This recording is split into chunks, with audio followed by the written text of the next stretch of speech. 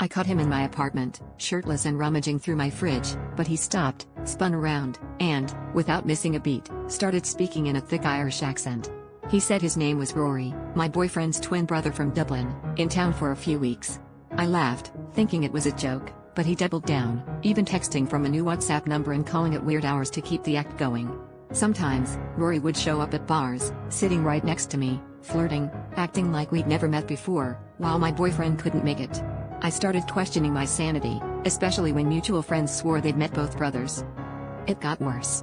Rory would drop details about my relationship that only my boyfriend would know, but always brushed it off as twin telepathy.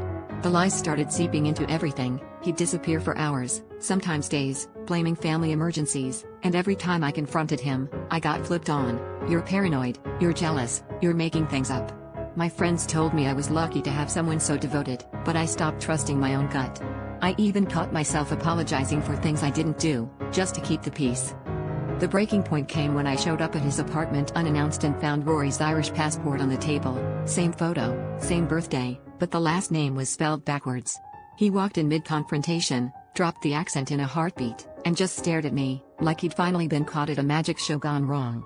He tried to spin it as some elaborate roleplay, a sick joke gone too far, but his eyes were wild with panic.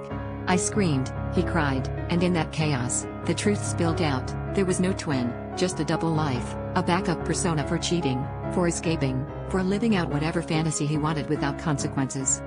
I left him standing there, unable to decide if I felt stupid, angry, or just numb. For weeks, I replayed every conversation, every fight, every coincidence I brushed off, realizing how much I'd let myself believe a lie because it was easier than facing the truth. In the end, the hardest part wasn't the betrayal, it was realizing I'd ignored every red flag, let myself be gaslighted, because deep down, I couldn't stand the thought of being alone. That hurt more than any fake accent ever could.